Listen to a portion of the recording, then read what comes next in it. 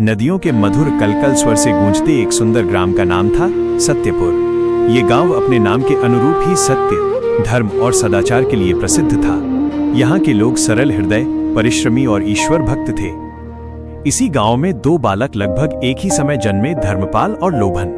दोनों एक ही गुरु के आश्रम में पढ़ते थे, एक ही मैदान में खेलते थे, एक ही नदी में स्नान करते थे, परंतु स्वभाव में धरती आसमान का अंतर था। बाल्यकाल के संस्कार। धर्मपाल बचपन से ही शांत, विनम्र और दयालु था। यदि उसे 2 रोटियां मिलती तो एक भूखे को दे देता। यदि कोई घायल पक्षी दिख जाता तो उसे घर लाकर सेवा करता। दूसरी ओर लोभन का स्वभाव विपरीत था। वो दूसरों का हिस्सा छीन लेता, झूठ बोलता और अपनी गलती दूसरों पर डाल देता। एक दिन की बात है, गुरुजी ने सभी बालकों को फल बांटे। धर्मपाल ने अपना फल एक गरीब बालक को दे दिया। लोभन ने 3 फल छिपाकर रख लिए। गुरुजी सब देख रहे थे। उन्होंने दोनों को बुलाकर कहा, बेटा, मनुष्य को अपने कर्मों का फल अवश्य मिलता है। जो बांटता है वो बढ़ता है, जो छीनता है वो घटता है। धर्मपाल ने बात हृदय में उतार ली। लोभन ने हंसकर अनसुनी कर दी। युवावस्था माइनस कर्मों की दिशा। समय बीतता गया, दोनों युवक बने। धर्मपाल ने खेती को अपनाया। वो सुबह ब्रह्म मुहूर्त में उठता, गौसेवा करता, खेत जोतता और श्रम को ही पूजा मानता। वह कहता, मेहनत से कमाया अन्न ही अमृत है। लोभन ने व्यापार चुना, परंतु ईमानदारी से नहीं। वो नाप तौल में कमी करता, मिलावट करता, गरीबों को ऊंचे ब्याज पर ऋण देता। धीरे धीरे धन तो उसके पास आने लगा, परंतु सम्मान नहीं। लोग कहते, उसकी तिजोरी भरी है पर आत्मा खाली है। पहला मोड़ माइनस लोभ का परिणाम। एक वर्ष भयंकर अकाल पड़ा। फसलें सूख गईं, पशु मरने लगे, लोग भूखे रहने लगे। धर्मपाल ने अपने घर का अन्न भंडार खोल दिया। उसकी पत्नी ने पूछा, हमारा क्या होगा? धर्मपाल मुस्कुराया, जो सबका होगा वही हमारा होगा। उसने अन्न बांटा बिना मूल्य। दूसरी ओर लोभन ने अन्न छिपा लिया और दाम 10 गुना बढ़ा दिए। भूखे लोग मजबूर होकर खरीदते रहे। उसकी तिजोरी सोने से भरती गई, पर गांव की आहें भी उसमें जमा होती गईं। ईश्वर की परीक्षा। एक रात भयंकर तूफान आया। बिजली गिरी और लोभन के अन्न भंडार में आग लग गई। पूरा भंडार जलकर राख हो गया। वो चिल्लाया, मेरा धन, मेरा अन्न। गांव वाले दूर खड़े देखते रहे। किसी ने सहायता नहीं की। उसी समय धर्मपाल अपने लोगों के साथ पानी लेकर दौड़ा आग बुझाने। लोभन हैरान था। मैंने तो कभी तुम्हारा भला नहीं किया, तुम क्यों आए? धर्मपाल ने कहा, क्योंकि मैं अपना कर्म देखता हूं, तुम्हारा नहीं। दूसरा मोड़ माइनस छल का दंड। धन नष्ट होने के बाद भी लोभन का स्वभाव नहीं बदला। उसने फिर व्यापार शुरू किया, इस बार और छल से। एक बार उसने दूर नगर से व्यापारी बुलाए और नकली रत्न असली बताकर बेच दिए। कुछ समय बाद सच्चाई खुली। राजा के सैनिक आए, उसे दरबार में ले जाया गया। राजा ने पूछा, क्या तुमने छल किया?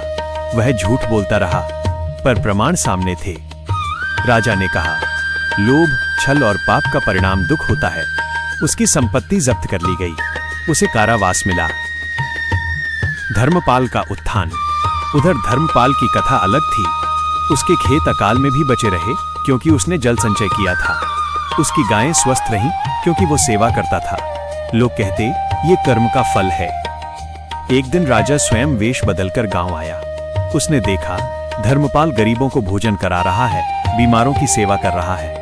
राजा ने पूछा, तुम्हें इससे क्या मिलता है? धर्मपाल बोला, सुख, शांति और आत्मसंतोष। राजा प्रभावित हुआ। कुछ दिन बाद उसे राजसभा में बुलाया गया। उसे ग्रामाध्यक्ष नियुक्त किया गया।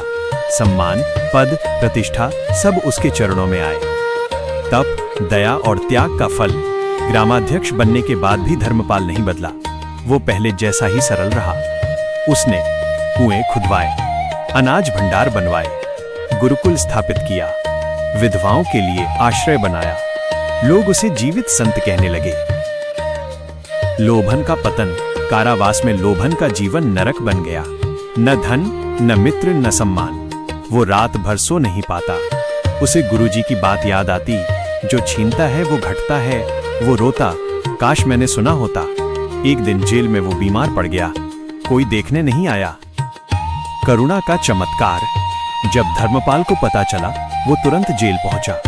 लोभन उसे देखकर फूट फूट कर रो पड़ा। मैंने तुम्हारा हमेशा बुरा किया? तुम क्यों आए? धर्मपाल ने उसका हाथ पकड़ा, क्योंकि दया भी कर्म है। उसने उसका उपचार कराया, राजा से दया याचना की। अंततः लोभन को रिहा कर दिया गया। परिवर्तन। जेल से निकलते ही लोभन सीधा धर्मपाल के घर गया। उसने चरणों में गिरकर कहा, मुझे शिष्य बना लो, मैं जीवन सुधारना चाहता हूं। धर्मपाल ने उसे गले लगा लिया। नया जीवन। अब लोभन बदल चुका था। वह गरीबों की सेवा करता, सत्य बोलता, ईमानदारी से व्यापार करता। धीरे धीरे लोगों का विश्वास लौटने लगा, परंतु इस बार उसे धन से अधिक सम्मान प्रिय था। अंतिम परीक्षा। एक बार फिर गांव पर संकट आया, महामारी। लोग भागने लगे, पर धर्मपाल और लोभन दोनों डटे रहे। वे रोगियों की सेवा करते, औषधि बांटते, अंतिम संस्कार तक करते। कई बार स्वयं बीमार पड़े पर रुके नहीं। गांव बच गया। सम्मान का शिखर। राजा ने दोनों को दरबार बुलाया। धर्मपाल को राजधर्म रत्न की उपाधि मिली, लोभन को प्रायश्चित वीर की। राजा ने कहा, तप, दया, त्याग का फल सुख और सम्मान है। जीवन का सार। वृद्धावस्था में एक दिन शिष्यों ने धर्मपाल से पूछा, गुरुदेव, जीवन का सबसे बड़ा धन क्या है? धर्मपाल ने मुस्कुराकर कहा, कर्म। फिर बोले, धन नष्ट होता है, शरीर नष्ट होता है, यश भी मिट जाता है, पर कर्म का फल आत्मा के साथ चलता है। अंतिम संदेश। मृत्यु से पूर्व धर्मपाल ने गांव वासियों को बुलाया और कहा, मित्रों, मनुष्य को अपने कर्मों का फल अवश्य मिलता है। लोभ, छल और पाप का परिणाम दुख होता है। तप, दया, त्याग का फल सुख और सम्मान। इसलिए जीवन में सदैव सत्कर्म करें, क्योंकि कर्म ही हमारा सच्चा धन है। ये कहकर उन्होंने शांत भाव से नेत्र मूंद लिए।